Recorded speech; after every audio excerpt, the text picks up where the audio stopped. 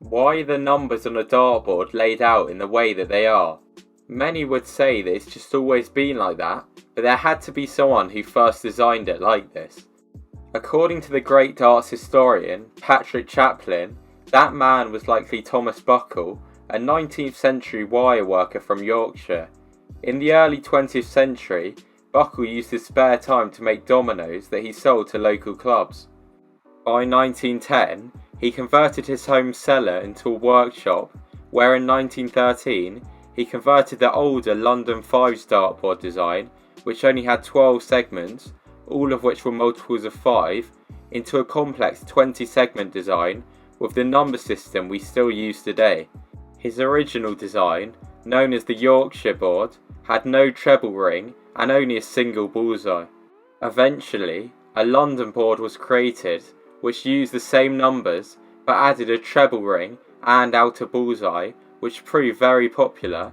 So when the National Darts Association was formed in London in 1925, it was chosen as the standard board, which has been used ever since. Whilst it is not known exactly why Buckle chose the order, it has been noted that the numbering system is designed to cut down on lucky shots and to reduce the element of chance. The numbers are arranged to encourage accuracy by placing small numbers, such as 1 and 5, next to large numbers, like 20. There are this many different combinations of the 20 segments, and Buckle chose a pretty good one. He eventually managed to stop working as a wire worker, and by 1938 he was a full-time dartboard maker. The number system has been unchanged for almost 100 years now, and seems to follow no rhyme or reason, other than placing small numbers next to large ones. Experienced players know the board off by heart, and would find it strange to play on anything different. But maths has proven that the design of the board actually benefits weaker players. Let me explain. Back in 2012, David Percy, a professor of maths at the University of Salford, released a paper titled The Optimal Dartboard.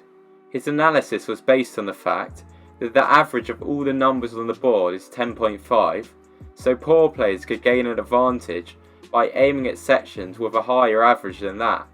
Beginners could aim for the 12, 14, 9 sequence, where the average increases to 11.7, or the 16, 7, 19 sequence, where it is 14. The worst sequence on the board is 1, 18, 4, where the average is 7.7.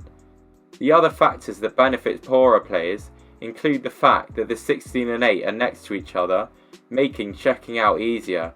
To put it simply, the current layout is biased to the left.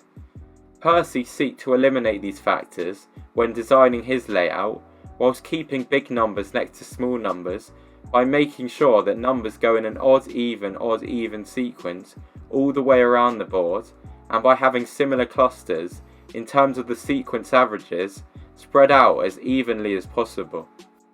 This makes the most difference at the end of a leg, where currently, if a player needs an odd number to leave a double, they can aim at the southwest segment of the board where there are 4 in a row. The current layout, which allows for lucky shots that benefit weaker players, is changed by Percy to make the game even more reliant on skill. On his board, which is seen next to the normal one here, all the even numbers are black and the odd ones are white. On the optimal board, 8 of the 20 numbers retain their original positions. These are 20, 1, 18, 10, 17, 19, 8 and 11. When the research was released, it caught the attention of Winmau, who produced real-life boards using the numbering in very limited numbers. These boards were even tested on TV by Bobby George at the Lakeside in 2013. George described it as a Mickey Mouse gimmick, with the same numbers in different places, leading to not much difference counting-wise. Some BDO pros thought there was no point, whilst others could see what he was trying to do, but believed, as I do, it would never catch on. This is also the belief of the darts historian Chaplin, who stated that the general view of players is that it would never catch on, but that it was a worthy experiment that gained some media attention. The board is definitely very interesting, and I would like to see Winmau or another manufacturer produce them again. Whilst it would never catch on, it could be interesting to try in a pub environment where poorer players can often get lucky. The research, which I have linked below, also can help you to choose where to aim if your aim is not very good.